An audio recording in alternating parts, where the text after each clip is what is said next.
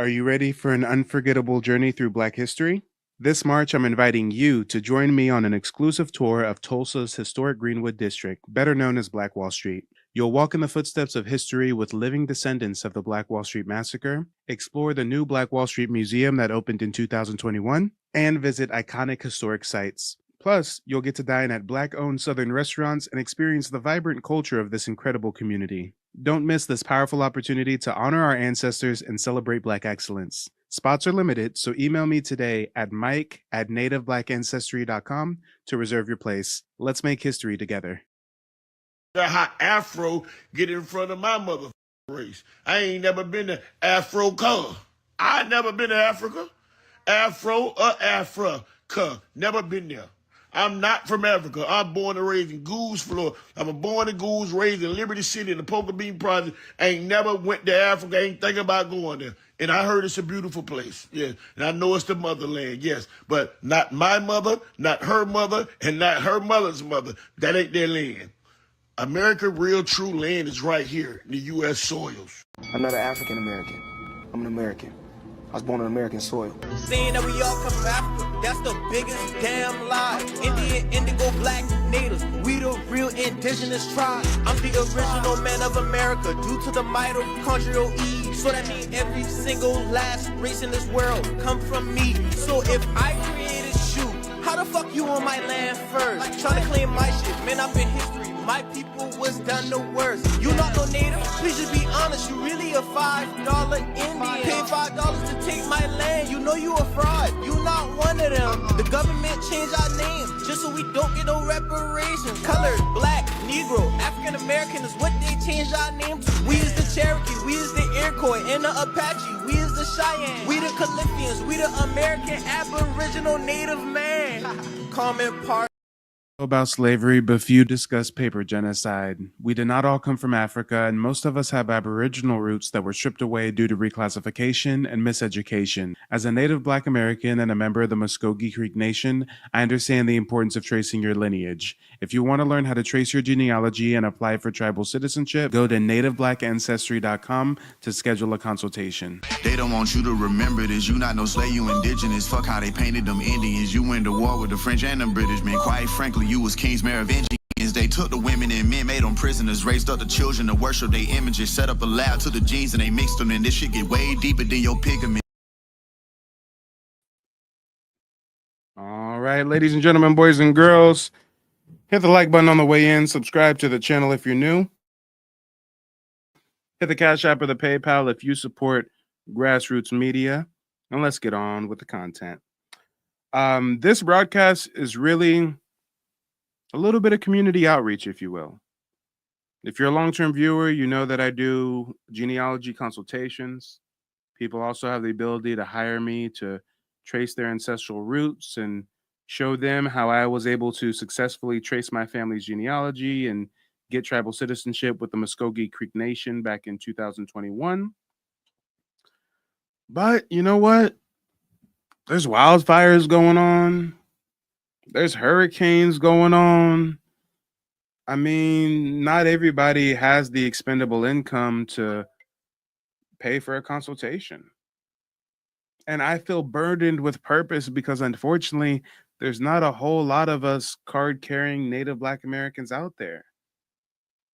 So when I was on YouTube and I saw so many Black folks waking up to their Aboriginal roots and heard so many naysayers, so many detractors trying to call us pretendians and wobbles, I mean, shit, I had to start sharing my tribal ID. Like, wait a minute, guys, Black Indians exist. What are you talking about? So what I want to do here is I want to give some valuable insight, some valuable guidance for anybody who's unsure about the process of tracing your roots, for anybody who has questions about tribal citizenship, about how to go about the process. This is what we're going to do. I do have a special guest that should be joining tonight. I'm going to drop the StreamYard link. The StreamYard link is only for the special guests. You know who you are. But what we're going to do is while we wait for our special guests, anybody that sends in a Cash App or a PayPal of $5 or more, you know, the minimum is just $5. If you send in a contribution, make sure that the comment has your name in the chat. If your Cash App or your PayPal handle is different from your name in the chat, then make sure you leave a comment with a contribution to let me know your chat name.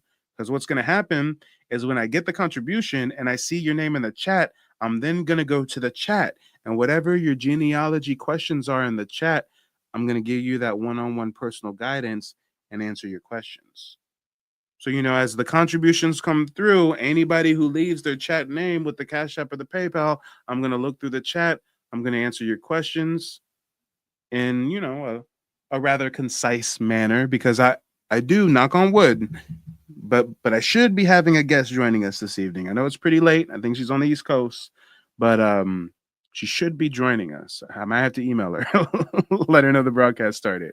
But while we wait for the guests and while we wait to see if we have anybody who wants to provide any contributions and get their questions answered, I want to share something with you real quick.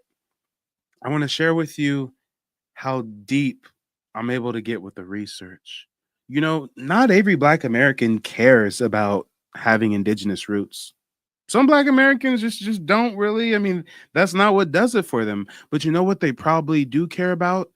Figuring out whether or not their ancestors were slaves or free people of color. You know what else they might care about? They might care to learn whether or not they actually descend from Africans or whether their people have been in America since the formation of the colonies. So even if you're a Black American who isn't necessarily interested in doing your genealogy so you can get, tribal citizenship, well, there still are numerous benefits to doing the research. I mean, guys, look how deep we're able to get. One of my clients, believe it or not, I was able to find interviews where some of their family members were interviewed shortly after emancipation. I mean, let's read some firsthand accounts from some of our ancestors who were reclassified, made prisoners of war, turned into slaves, and placed on concentration camps known as plantations. Let's do a little bit of reading, shall we? Because reading is also fundamental. They outlawed us reading and writing, but nowadays, oh, we know the importance of opening up a book. Butterfly in the sky, I can go twice as high. Take a look, it's in a book, a reading rainbow. I can go anywhere. Check this out, y'all. This broke my spirit when I read it, but we're going to read it nonetheless. This is Mingo White. Mingo White. Let me see if I can blow this up, make it nice and big. Mingo White lives at Burleson in Franklin County, Alabama. And though he doesn't know his age, he remembers that he was a big boy when the war between the states began. His reminiscence of slavery days when he was a field hand are an incongruous combination of stories of severe cruelty and free Saturday afternoons, Sunday holidays, and happy festivals of corn shucking and community cotton picking. He talks of punishments visited on reluctant slaves beyond human endurance and of tasks saddled on one person that would take half a dozen to accomplish. Mingled with these perhaps fogged memories of a nonagarian, I don't know what that word's supposed to be, non-Garian, are interesting sidelights of drivers, patrollers, Ku Kluxers, and sharecropping in Reconstruction days. Quote, I was born in Chester, South Carolina, but I was mostly raised in Alabama, Mingo said. When I was about 4 or 5 years old, I was loaded in a wagon with a lot more people in it. Where I was bound, I don't know. Whatever became of my mammy and pappy, I don't know for a long time. I was told there was a lot of slave speculators in Chester to buy some slaves for some folks in Alabama. I members that I took up on a stand, and a lot of people came round and felt my arms and legs and chests and asked me a lot of questions. Before we slaves was took to the trading post, old Marsa Crawford told us to tell everybody what asked of us we'd ever been sick, to tell them that we's never been sick in our life. Us had to tell him all sorts of lies for our massa or else take a beating. I was just a little thing, took away from my mammy and pappy just when I needed him most. The only caring that I had or ever knowed anything about was give to me by a friend of my pappy. His name was John White. My pappy told him to take care of me for him. John was a fiddler, and many a night I woke up to find myself sleeping twixt his legs whilst he was playing for a dance for the white folks. My pappy and mammy was sold from each other too, the same time as I was sold. I used to wonder if I had any brothers or sisters, as I has always wanted some. A few years later, I found out I didn't have none. I'll never forget the trip from Chester to Burleson. I wouldn't remember so well, I don't guess. Capping, I had a big old sheepdog named Trailer. He followed right in back of the wagon that I was in. Us had to cross a wide stream when I tucked to be a river. When we started to cross, old Trailer never stopped flowing. I was watching his closest, so if he gived out, I was going to try to get him. He didn't give out. He didn't even have to swim. He just walked along and lapped the water like a dog will. John took me and kept me in the cabin with him. The cabin didn't have no furniture, and it like we has nowadays. The bed was a one-leg hit, was made in the corner of the room, with the legs sitting out in the middle of the floor. A plank was running twixt the logs of the cabin and nailed to the post on the front of the bed. Across the foot, an under plank was run up the logs and nailed to the legs. Then some straw or corn shucks was piled up on for a mattress. We used anything we could get for kiver. The table had 2 legs. The legs set out to the front, whilst the back part was nailed to the wall. Us didn't have no stove. Thar was a great big fireplace where the cooking was done. Us didn't have to cook, though, less'n us got hungry after supper being served at the house. I warn't nothing but a child enduring slavery, but I had to work the same as any man. I went to the field and horsed cotton, pulled fodder and picked cotton while the rest of them hands. I kept it up too, to keep from getting any lashes that night when us got home. In the winter, I went to the woods with the men folks to hope to get wood or to get sap from the trees to make turpentine and tar. If and us didn't do that, we made charcoal to run the blacksmith shop with. The white folks was hard on us. They would whoop us about the least little thing. It wouldn't be so bad if in us had it comforts, but to live like us did was nothing to make anybody soon as be dead. The white folks told us that us born to work for 'em, and that us was doing fine at that. The next time that I saw my mammy, I was a great big boy. Dar was an old man in the place where everybody called Mammy, Selena White. One day, Mammy called me and said, "Mingo, your mommy's coming." I said, "I thought that you was my mammy." She said, "No, I ain't your mammy. Your mammy is way, way from here." I couldn't believe that. I had another mammy, and I never thought about it no more. One day, I was sitting down at the bar when a wagon came up the lane. I stood round like a child will. When the wagon got up to the house, my mammy got out and broke and run to me and throwed her arms round my neck and hug and kiss me. I never even put my arms round her or nothing of the sort. I just stood there looking at her. She said, "Son, ain't you glad to see your mammy?" I looked at her and walked off. Mammy Selena called me and told me that I had hurt my mammy's feelings and that this woman was my mammy. I went off and studied and begins to remember things. I went to Selena and asked her how long it been since I seen my mammy. She told me that I had been away from her since I was just a little child. I went to my mammy and told her that I was sorry I had done what I did and that I would like for her to forget and forgive me for the way I act when I first saw her. After I had talked with my real mammy, she told me of how the family had been broke up and that she hadn't seen my pappy since he was sold. My mammy never would have seen me no more if the Lord hadn't been in the plan. Tom White's daughter married one of Mr. Crawford's sons. They lived in Virginia. Back then, it was the custom for women to come home whenever their husbands died or quit him. Mr. Crawford's son died, and that throwed her to have to come home. My mammy had been her maid, so when she got ready to come home, she brought my mammy with her. Hit was hard back in them days. Every morning for the daybreak, you had to be up and ready to get to the field. Hit was the same every day in the year, except on Sunday. And then we was getting up earlier than the folks do now on Monday. The drivers was hard too. They could say whatever they wanted to, and you couldn't say nothing for yourself. Somehow or other, us had an instinct that we was going to be free. In the event when day's work was done, they slaves would be found locked in their cabins praying for the Lord to free them, like he did the children of Israel. If they didn't lock up, the marshal or the driver would have heard him and whipped them. They slaves had a way of putting a wash pot in the door of the cabin to keep the sound in the house. I remembers once old Ned White was caught praying. The drivers took him the next day and carried him to the pegs. What was 4 stakes drove in the ground. Ned was made to pull off everything but his pants and lay on his stomach between them pegs while somebody strapped his legs and arms to the pegs.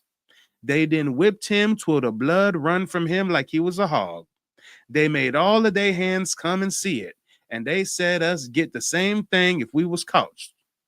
They don't low a man to whip a horse like they done whip us in them days. After my mammy came war, I was hoped her with her work. Her task was too hard for any one person. She had to serve as maid to Mr. White's daughter, cook for all of their hands, spin and card 4 cuts and thread and day in the wash. There was 144 threads today out. If she didn't get all of this done, she got 50 lashes that night. Many a night, me and her would spin and card so she can get her task done the next day. No matter what she had to do next day, she would have to get them 4 outs of thread, even on wash day. Wash day was on Wednesday. My mammy would have to take the clothes about 3/4 of a mile. Branch where the washing was to be done. She didn't have no washboard like they had nowadays. She had a paddle, what she beat the clothes with. Everybody knowed when the wash day was because they could hear the paddle for about 3 or 4 miles. Pow, pow, pow. That's how it sound.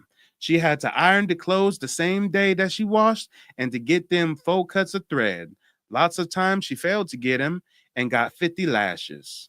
One day when Tom White's was whooping her, she said, "Lay it on Martha White, because I'm going to tell the Yankees when they come."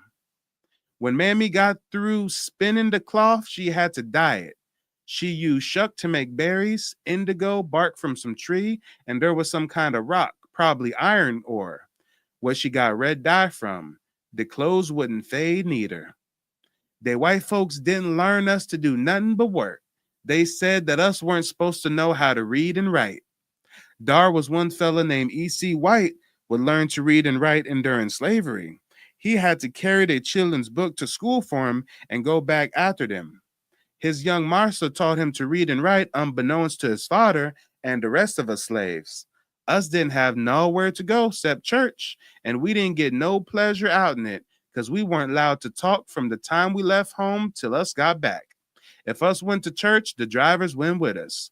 Us didn't have no church except the white folks' church. After old Ned got sent such a terrible beating for praying for freedom, he slipped off and went to the north to join the Union Army. After he got in the army, he wrote to Marsa Tom. In his letter, he had those words, "I am laying down, Marsa, and getting up, Marsa," meaning that he went to bed when he felt like it, and he got up when he pleased to. He told Tom White that if he wanted him, he was in the army, and that he can come after him. After old Ned had got to go north there yonder, Hans began to watch for a chance to slip off. Any one was caught and brought back, they knowed the penalty what they would have to pay. And this caused a lot of them to get desperate. Rather than to take a beating, they would choose to fight it out till they was able to get away or die before they would take a beating. Lots of times when they patrollers would get after their slaves, they would have the worst fight, and sometimes the patrollers would get killed. After the war, I saw Ned, and he told me the night he left, the patrollers runned after him for days. He said the way he did to keep him from catching him was he went by the woods. The patrollers came in the woods looking for him, so he just got a tree on him, and they followed. They figured that he was heading for the Free States, so they head that way too, and Ned just followed them for as they could go. Then he climbed up a tree and hid whilst they turned around and come back. Ned went on without any trouble much. They patrollers used to be bad. They would run to folks if and they was caught out after 8 o'clock in the night, if and they didn't have no pass from the Marsa. After the day's work was done, there wasn't anything for them slaves to do but to go to bed. Wednesday night, they went to prayer meeting. We had to be in the bed by 9 o'clock. Every night, the drivers came round to make sure that we was in the bed. I heard tell of folks going to bed and getting up and going to another plantation. On Saturday, they had to work till noon. They had the rest of the time to work their gardens. Every family had a garden of their own. On Saturday nights, the slaves could frolic for a while. Days would have parties sometimes and whiskey and homebrew for the servants. On Sundays, we didn't do anything but lay around and sleep because we didn't like to go to church. On Christmas, we didn't have to do no work, no more feeding and stocking and doing the work around the house. When we got through with that, we had the rest of the day to run around wherever we wanted to go because we had to get permission from the Marsa. The owners of slaves used to give corn shucking parties and invite slaves from another plantation. They would have plenty of whiskey and other stuff to eat. The slaves would shuck corn and eat and drink. They used to give cotton pickings the same day. All of this went on at night. They had jack lights in the cotton patch for us to see by. The lights was made on a fork stick and moved from place to place while we picked. They corn shucking was done at the barn, and they didn't have to have the lights so they could move them from place to place. The only games that I played when I was young was marbles and ball. I used to sing a few songs that I heard the older folks singing, like Ceaseless ladies think they mighty grand, setting at the table, coffee pot of rye. Oh, yea, rebel Union band, have these ladies understand, we leave our country to meet you, Uncle Sam. These songs was about the soldiers and the war. There was one about old General Wise that went, Old General Wise was a mighty man, and not a wise man either. It took 40 yards of cloth to make a uniform to march in the happy land of Canaan. Chorus, ha ha, the South light is coming. Charge, boys, charge, this battle we mustn't have, to march us in the happy land of Canaan. There was a song about General Rippety, too. Run, old Roddy, through Tuscumbia. Through Tuscumbia we go marching on. Glory, glory, hallelujah. Glory, glory, hallelujah. Glory, glory, hallelujah as we go marching on. Old Roddy's coat was flying. Old Roddy's coat flying high. Twell it almost touched the sky. We go marching on. I was a pretty big boy when the war broke out. I remember seeing the Yankees cross Big Bear Creek Bridge one day. All of the soldiers crossed the bridge but one. He stayed on the other side till all the rest had gone across. Then he got down off of the horse and took a bottle of something and strode it all over the bridge. Then he lighted a match to it and followed the rest. In a few minutes, the rebel soldiers came to the bridge to cross it, but it was on fire, and they had to swim across to the other side. I went home and told my mommy that the rebels was chasing the Union soldiers, and that one of their Unions had poured some water on the bridge and set it afire. She laughed and said, son, don't you know that water don't make a fire? That must have been turpentine or oil. I remember one day Mr. Tom was having a big barbecue for the rebel soldiers in a yard. Come a big roaring down military road, and 3 men in blue coats rode up to the gate and come on in. Just as soon as the rebels saw him, they all run to the woods. In about 5 minutes, the yard was full of blue coats. They up and all grabbed what the rebels had been eating. Tom White had to run away to keep the Yankees from getting him. For the Yankees come, they white folks took all day clothes and hung them in the cabins. They told the colored folks to tell the Yankees that their clothes was theirs. They told us to tell them how good they been to us and that we like to live with them. All day that we got news that we had been free, Mr. White called us niggers to the house. He said, you are all free, just as free as I am. Now go and get your F somewhere to stick your heads. Just as soon as he said that, my mammy hollered out, "That's enough for a yearling." She struck out, crossed the fuel to Mr. Lee Osborne to get a place for me and her to stay. He paid us 75 cents a day, 50 cents to her, and 2 cents to me. He gave us dinner along with the wages. After the crop was gathered for that year, me and my mammy out and hauled wood for Mr. Osborne. Us left Mr. Osborne that fall and went to Mr. John Rollins. Us made a sharecrop with him. And ladies and gentlemen, boys and girls, it is so riveting to read through this firsthand account of slavery, but I see that my honorable guest is here. So we do have to pause the reading. But as you can see, when you do the genealogy research, you learn so much. First and foremost, this man and his family weren't no goddamn Africans. They separated him from his family when they was little. You do know that after the 1830s Indian removal, there were copper color Indians that didn't get pushed west of the Mississippi. What do you think happened to them? They were taken as prisoners, reclassified, enslaved, forced not to read and to write. Why do you think that is? To hide the history. How do you think his mama knew the natural ways to take this rock and take this bark and to make dyes and shit if she comes from Africa? Come on, let's talk about it. And then they go from slavery to sharecropping, which isn't that much of a better deal. But goddamn, when you read the firsthand accounts, you see, hold up, there was a lot going on. Our ancestors were not content in their bondage. They weren't content with suffering. They rebelled. They fled. It said that even slave catchers was getting killed trying to catch runaway slaves. But they don't teach us that in school. I wonder why.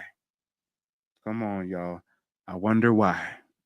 Dreamed of experiencing the rich history of Black Wall Street? This March, I'm offering an exclusive chance to visit Tulsa's Greenwood District, where history was made. Join us as we take a powerful tour led by living descendants of the Black Wall Street Massacre, explore the inspiring Black Wall Street Museum opened in 2021, and discover untold stories. You'll also enjoy mouth-watering meals at Black-owned Southern restaurants and visit historic landmarks that honor our legacy. Don't wait, spaces are limited.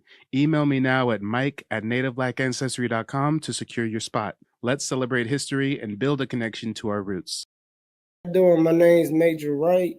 I just got done with my consultation with Mike. If you trying to trace your ancestry, Mike is a good first step to go through. He's going to break it down to you, all 3 steps to get you what you need.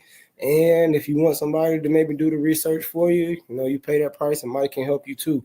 But yes, he will fill you up with knowledge that you never knew and give you all the things like those unanswered questions in your head throughout time. Talk to Mike, man. He's a great dude. I believe in Mike. All right, guys, let's go ahead and get into it. Without further ado, I'd like to bring our guests from the back to the front. We've got Rachel in the building. Rachel, let the people know where you're calling in from and what's on your mind. Hello, can you hear me? Yep, loud and clear. Oh, hi. All right, so I want to say good.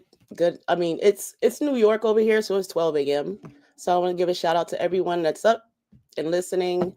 And I was telling my family about the genealogy and how we have to get on board. We have to do what we have to do to get our genealogy done, and to trace our family back. And I also have a couple of I have a couple of tools that some people can use so they can trace their genealogy a little easier, because I do have a master's degree in IT and I also have a master's degree in media and sciences. And I was also a teacher for 20 something years in New York City. So I know how to constantly navigate myself around most of, like with Google, don't use Google, use DuckDuckGo, because Google is very racist and biased in a lot of accounts. So that's why I mostly tell some of my family members, when you're going to look up our family, go to DuckDuckGo and type in Dolls Row, and then you can see everything there. Oh yeah, most def. And yeah, we first connected via email, and you were telling me how you were doing the genealogy research and that you had found some ancestors who are affiliated with some tribes. So I said, you know what? I think this would be a great opportunity to have my audience hear from another person other than myself on, how the process has been tracing your heritage, some interesting things that you discovered, et cetera, et cetera. But yeah, if you want to just start by letting the folks know, how long have you been doing the genealogy research, and what were some of the most profound things that you discovered? Well, I've been doing the genealogy research for like almost 2 decades, to be honest with you, because the thing that's wrong with a lot of people families, they don't tell anybody. I grew up with my mom all my life. She never, ever, ever told me we were any type of Cherokee, Chickasaw, or nothing. She just said we was from Georgia.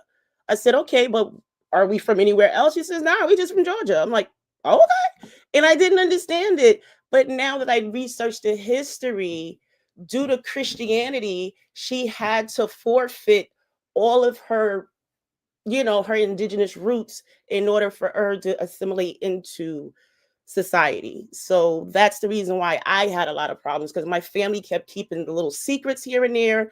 Then finally they broke free and said, yeah, well, Big Mama said we Cherokee. I'm like, why didn't y'all tell me that years ago? So that's another thing that got in my way a lot. I see. And I know you were listening while we read that first-hand account from that man who lived through slavery. Do you see how, I don't want to say easily, but do you see how they were able to really sufficiently make us victims of paper genocide when you can take someone as basically a toddler, separate them from their family, miseducate them, keep them from reading and writing, and then they go from slavery to sharecropping, and whole time they're just trying to survive. They don't even have the luxury to sit and relax and think, where do I come from? They don't even know who their real mama is. They wondering, do I even have brothers and sisters? I'd like some. So is it any wonder that a lot of Black Americans seem to be lost about their ancestry? It was a concerted effort to keep us from our indigenous roots. And Rochelle, when you say that your mother was, I'm not sure if she was baptized or how exactly she was brought into to Christendom, but did she ever have like a stint at any of those boarding schools, or do you know if there's anybody part of your family tree that went to any of those Catholic or Christian schools? No, my mom, she came up to New York. She left Jim Crow. She's from Georgia. She left Jim Crow South. She came up north for jobs because there were no jobs down south due to Jim Crow. So she came up to New York. She settled in Harlem, which I'm from. I'm from Harlem. And we know we live life here, but the city life is not what she thought it was. We were living in the projects. I'm from the Polo Grounds. We were living in the projects, and it was real tough. I'm not gonna lie to you. And I'm like, and I pretty much thought she had an idea. If I go up north, my kids will live a little better because Jim Crow is no racism was everywhere. But she finally figured it out when she moved up north. Like, I didn't want to live in the projects. Living down south, you had your own house, you had your porch, you had your garden. New York City, there is none. It's all a concrete jungle over here, So that's what it was. So she basically got baptized by some little church over there in Harlem. And from that point on, she was just Christian. Interesting.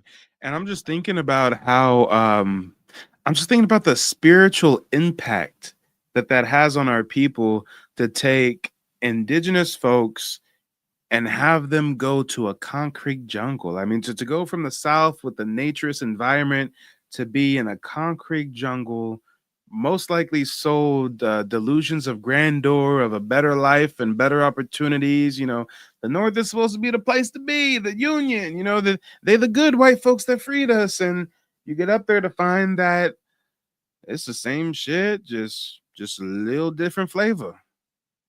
Yeah, and it was rough. I mean, I grew up back in I grew up back in the late 70s. I was born in 1974. I grew up back then, and I remember growing up with all Black kids. No fucking cap. I grew up with all Black kids in Harlem. All of a sudden, I got to 5th grade. I started to see dark-skinned Dominicans. I started to see Puerto Ricans. I'm like, where are they coming from?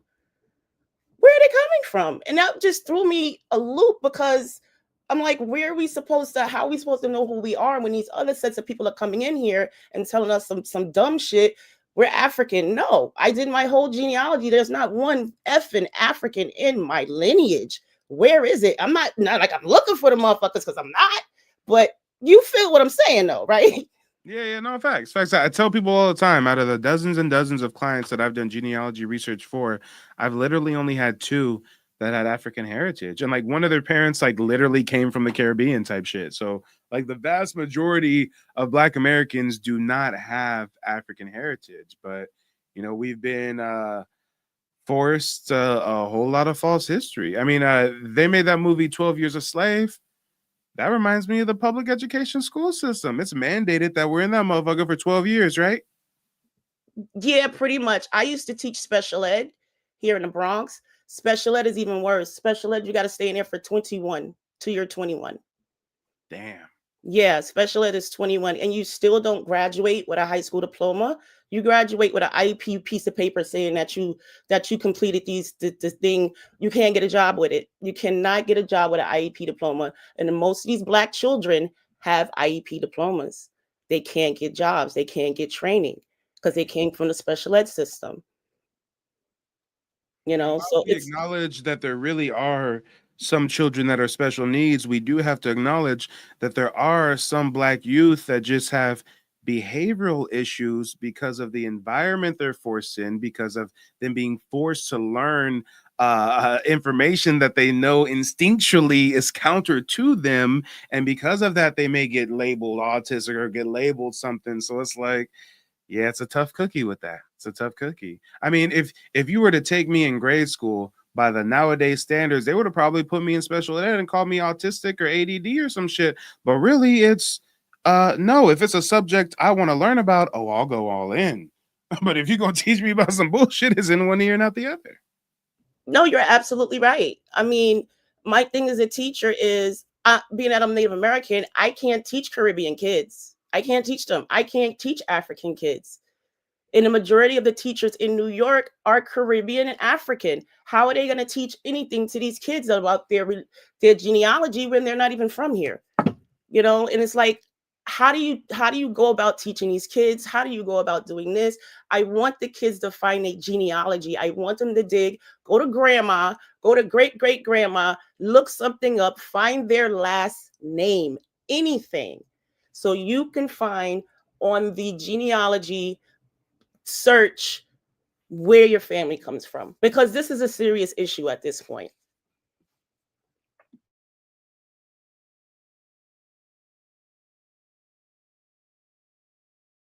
Oops, I was on mute. Sorry about that. I totally agree wholeheartedly, and it's unfortunate because they reclassify us, they force us to not read and not write, and they do all that to keep us from the information because really they didn't hide all of the slick shit they did. They put it all in books. So how do you keep us from it? Oh, y'all are outlawed reading and writing. So now that we're able to read and write, now how they keep it from us is a paywall. I'm telling you, I'm working on building a library right now, and I'm coming across $700 books about the history of the United States of America. Yes, this is true.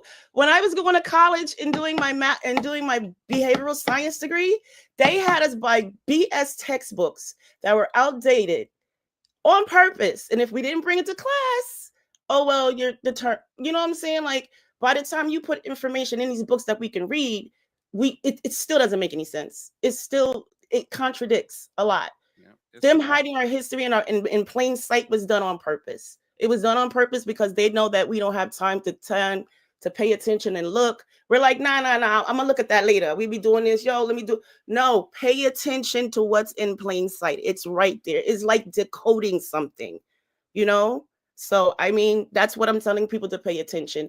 But I also have a presentation I do want to put on, if you don't mind. I can share the screen and I can show people on what to do and how to try to find their genealogy. Yeah, go for it. Okay. Yeah, there should be a little button for you to share your screen.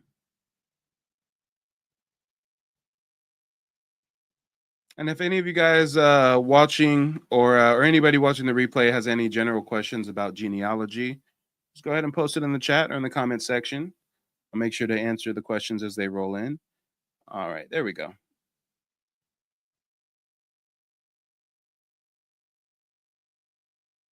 Oh, you're on mute.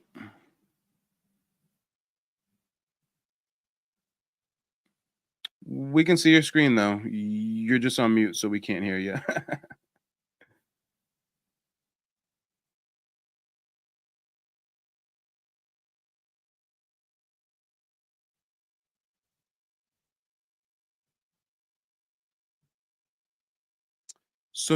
So we can see your screen. You're just on mute. If you can click the microphone icon on the StreamYard, it should give you the ability to unmute yourself. Let's see. We have a little bit technical difficulties, y'all. It's live TV. Okay, it's gonna happen. It's bound to happen. But hey, Rochelle, if you can hear me, give me a thumbs up. Okay. So do you see the microphone icon on the StreamYard? Does it say mute? It doesn't say mute on your end. Okay, so on my end it says you're muted. And it says I can't unmute you because you chose to mute yourself. So I don't know what's happening. We're gonna work it out. We're gonna work it out. Yeah, you know, sometimes the best way to sort it out is to just leave the StreamYard, click the link, and jump back. Oh no, wait. I think I Now got you're it on off mute. it. There you My go. Now bad. you're off mute. Sam, my bad. It's all good. It's all good. You got the floor. Okay, so let me get back to my thing here. So this is just a quick presentation. I was a professor for 2 years at Metropolitan College in the Bronx, and I taught a lot of IT. So this is my basic guide. Let's go down, I think. Hold on, my thing is taking forever. So, okay, guide for finding my ancestors online. I've been searching for my mother's lineage for 2 decades. My mother kept a lot of secrets from me, so I had to search for my truth. My first step was to ask my cousins and relatives in Georgia. If your family's from Georgia, Mississippi, wherever, ask them all questions because that's very, very, very important. Okay, you have to get last names. If you can find death certificates, birth certificates, that's fine. Okay, I would have a brief conversation with my cousins throughout the years, but no one mentioned who or what we were. Just recently, I found my ancestors on the Dolls Road via research and through the digital literacy of online sources such as YouTube and social media. So I have Mike here and this guy here, UBTV. He's excellent. He tells you a whole bunch of stuff that we really, really need to know. All right. And step 1, ask the elders. That's what I just said. Write down names for past members and present. Try to find pictures and documents such as a marriage, birth certificate, land allotments, etc. If you cannot find documents, it's okay. You can still find your relatives online. When you're doing a search on a Native American, I recommend DuckDuckGo search engine. Like I said, Google is biased and they're racist. Just you can have fun with Google if you're looking for stuff, but when you're really looking for your ancestors, don't fuck with it. Okay. So misinformation in government websites. This is DuckDuckGo. Step 2, gather all information. Real quick, if you can pause for a second and scroll back up to step 1. So another thing I want to mention, I get emails all the time of people hitting me up like, hey Mike, what's a genealogy consultation? What is genealogy?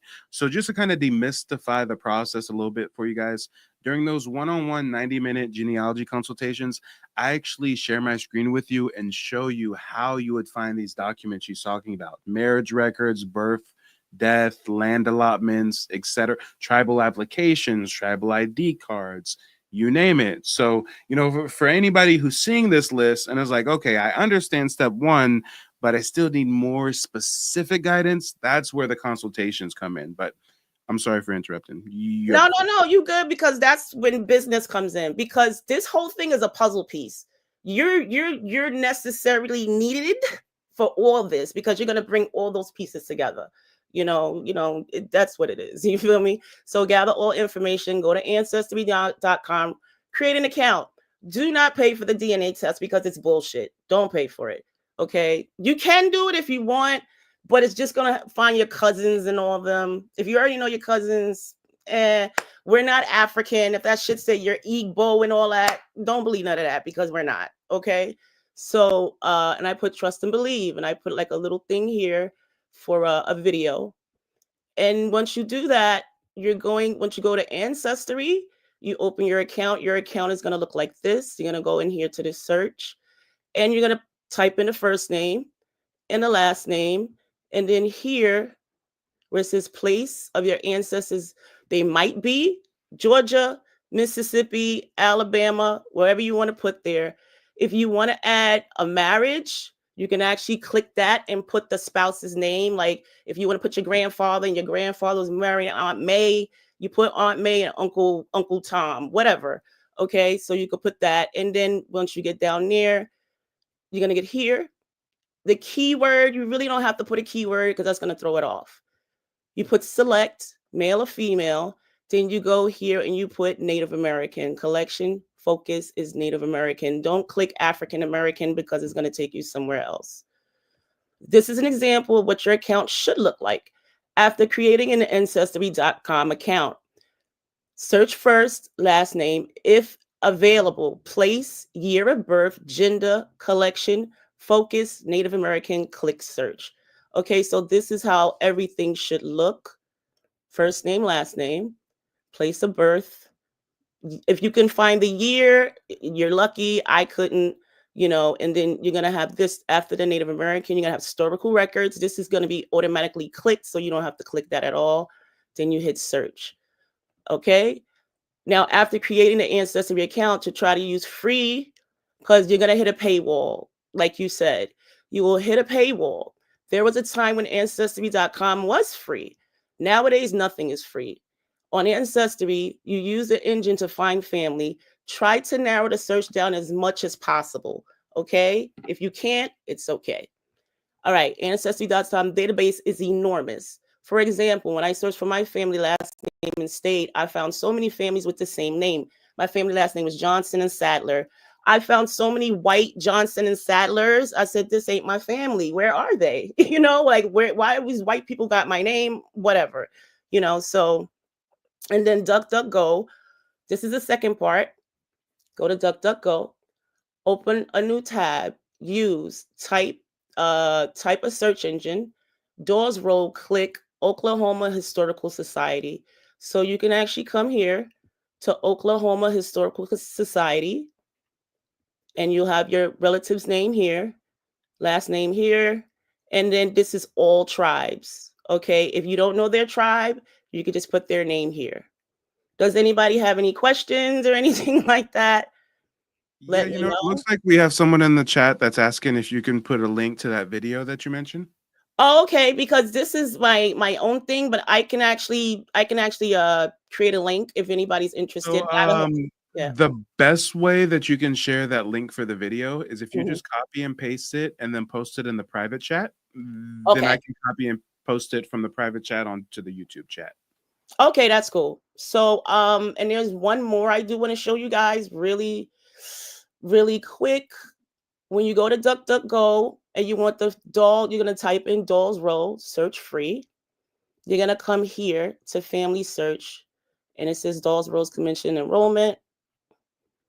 Okay. No, my bad. That's the wrong one. Hold on. If you're trying to share another screen, we can't see your other screen right now. Yeah, you can't see it. You can't see it. But you saw this one here. I was supposed to put up another thing, but I didn't have time to do it. But that's basically what I have for now. But I can show you some other stuff later. So I'm going to do the copy the link and put it into the chat. Just give me a minute. Okay, perfect. Yeah, take your time. And I really appreciate her dropping some gems on us because, I'm a one-man band, so there's only so much I can do. So, I'm able to take a little vacay, have somebody else do the heavy lifting real quick, okay? Because, as far as the process that she's laying out for you guys, that's the exact process that I share with you guys. As you can imagine, during a 90-minute one-on-one, I'm just able to go much more in depth. And as she mentioned, there's more than one online database you can use. You can use Ancestry.com, not for no DNA tests, for their paper trail genealogy records databases, okay? There's also FamilySearch.org, MyHeritage.com, and a couple others that don't come to mind for whatever reason. But let me see if anybody else in the chat has some questions. Let me see. We are working on getting that link in the chat right now, Winston. Focus Mind says, my mother's side of the families come from Virginia, Jones and Johnson. Oh, yeah. If they come from Virginia, chances are they're an Indian that's been reclassified. Oh, Lord. Virginia did a terrible number on the indigenous people. Virginia been reclassifying folks since Bacon's Rebellion, 1676. Okay. Let's talk about it. Tina Adams says, what if you get to the 1870s and don't know the mother and the father's name? Never on the rolls. So something that was not necessarily overlooked, but I didn't really drive it home early on, is that the first step, as always, is tracing your family tree. What she was mentioning as far as the land allotments and the stuff, those are the records that you find to help you map out your family tree. But the goal here is really to be able to map out a thorough family tree. For example, if I was to go to Ancestry.com real quick and pull up an example, let me just pull up my family tree as an example. I got so many trees on here because, I got clients I'm doing research for. But if we pull up my family tree, you can see here what I'm talking about. So the first step is going to be to trace your family tree. How do you trace your family tree? You got to look through paper trail records, genealogy databases, federal census, land allotments, marriage records, birth certificates, U.S. World War II draft cards, you name it. You feel me? But what you're going to want to do is trace your genealogy to the early 1800s. I say the early 1800s because if you're trying to find ancestors that are American Indians, if you're trying to get, tribal citizenship, then tracing your family tree to the early 1800s is sufficient. A lot of people think you got to go to like the 1600s or the 1700s. That's not necessarily the case because a lot of us have ancestors that are American Indians in much more recent years than we would think. So like if I was to point out my most recent ancestor who was a card-carrying American Indian is this dude right here, Pleasant Tobler. And you can see he was born in 1903. That's really not that far back, right? So sometimes we don't have to go back that far, but a solid starting point is definitely going to be, the early 1800s. But then this is where most people mess up. Where most people mess up is they do their family tree and then they start typing in names in the dolls rolls, right? So we come over here to the dolls rolls, as she was showing you earlier. Yes, technically you can search by first name and last name, but a lot of our ancestors went by multiple names, had different spellings of their name. So the only definitive way to know if your ancestors on the dolls roll is to search by the roll number. But how do you find the roll number? Well, this is basically a 3-step process, right? Step 1 would be tracing your family tree. Step 2, I would call linking tribal affiliation. So after you've got your family tree mapped out, what you're going to want to do is take everybody born between the 1800s and the 1900s, which is going to be like 8 to 12 people, right? And you're going to want to run each and every one of them through dozens and dozens of American Indian records databases. These are muster rolls, freedmen records, land allotments, tribes, chiefs, and treaties, you name it. And when you look through this, you're going to be looking for a roll number. Now, I recommend my clients to use Ancestry.com for the family tree because when it comes time to linking tribal affiliation, they make it a little bit streamlined because they do have an American Indian records portal. So like if I was to try to type in my ancestor, Pleasant Tobler, since I've already got a family tree built on Ancestry.com, before I even finish typing the name, he's popping up as a suggestion. So if I click on the suggestion, it's going to pull all the data that I have on my family tree for him, and it's going to automatically fill in the blanks: birth date, death date, mother, father, sibling, spouse, etc.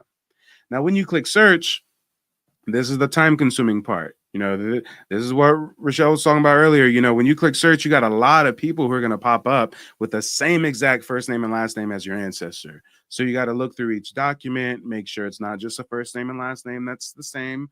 They've got the same birth date. Their household members are the same as some of the people on your family tree, et cetera, et cetera, et cetera.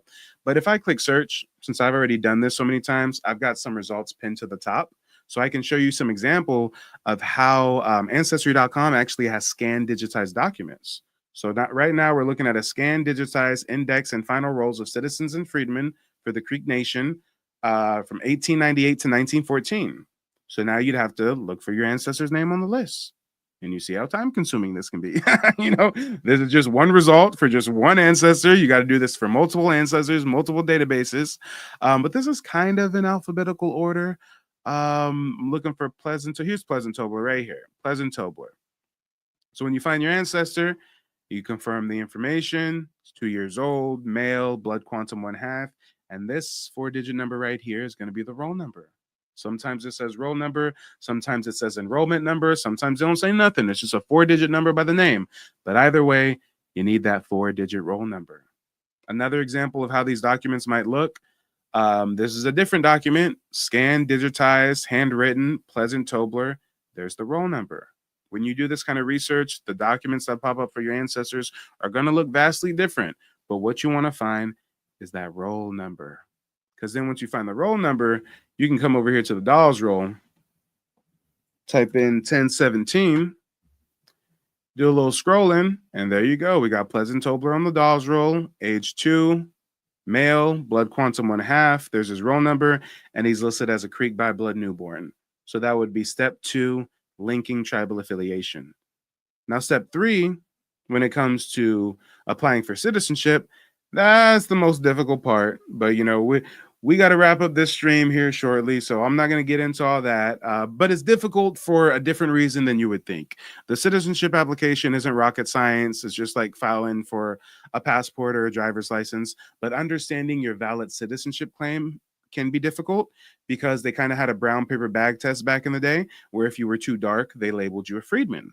Not all freedmen were slaves. A lot of free people of color that lived in Indian Territory were labeled freedmen when it came time to sign up on the dolls roll. And some tribes discriminate against freedmen. Some tribes don't discriminate against freedmen. So knowing your valid citizenship claim is very important. And if you want more information on that in depth, go ahead, schedule a consultation. Check out nativeblackancestry.com.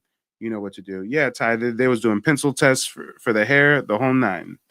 But we got to wrap up this broadcast in about 3 minutes. So, Rochelle, if you want to leave the folks with some closing remarks, if you're on social media, let them know where to find you. But yeah, thank you so much for stopping by and dropping some gems on us. Oh, no problem. Anytime. I would love to come on here and just drop a couple of things on you. But TikTok, I think it's Queen Digital Booty on TikTok. I'm not sure. But if you want to email me, you can, Shelly Tech Diva. And if you want to ask me any questions on there, I'll be happy to give y'all any information. All right. So good luck, everybody. All right. I know how it feels to look for your relatives. All right.